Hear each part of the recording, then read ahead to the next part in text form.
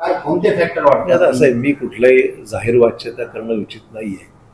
निवडणुका मी सगळ्या सांभाळलेल्या आहेत. निवडणुकीमध्ये जय हार जीत होत राहते, परंतु ज्या आत्मविश्वासाने आम्ही ही इलेक्शन लढलो होतो त्याच्यामध्ये आम्ही कमी पडलो असं म्हणावंच लागेल. आपण इलेक्शनच्या काळामध्ये असं म्हणाला होता की मी भाजपची यंत्रणा बघतो, म्हणजे काँग्रेस का सोडली याची कारणं देताना आपण म्हणलो की भाजपची यंत्रणा इतकी स्ट्रॉंग आहे की जी इमॅजिन करू शकत नाही, बूथ लेवल पर्यंत त्यांचं काम आहे. असं असताना एवढी पडझड का झाली? आता ठीक, असं नुसतं यंत्रणेवर अवलंबून नसतं. देशातली परिस्थिती, हे इलेक्शन हे राष्ट्रीय पातळीवरचं देशाचं लोकसभेची निवडणूक होती आणि त्यामुळे या निवडणुकीवर केवळ राज्याचा एकंदरीत विषयाचा प्रभाव होता असं म्हणता येणार नाही.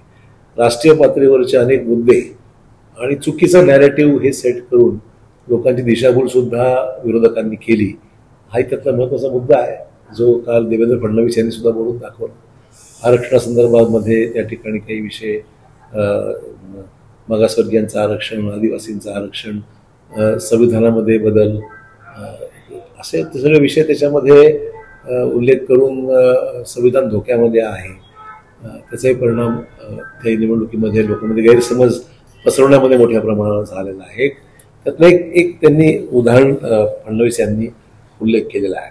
त्यामुळे अनेक अशी कारणं आहेत की ज्याच्यामुळे जनतेमध्ये गैरसमज पसरवण्यात आला आणि त्याचं स्पष्टीकरण किंवा वास्तव मांडण्यामध्ये आम्ही कमी पडलो असू, असं एक विषय आहे त्यातला, एक भाग आहे त्यातला.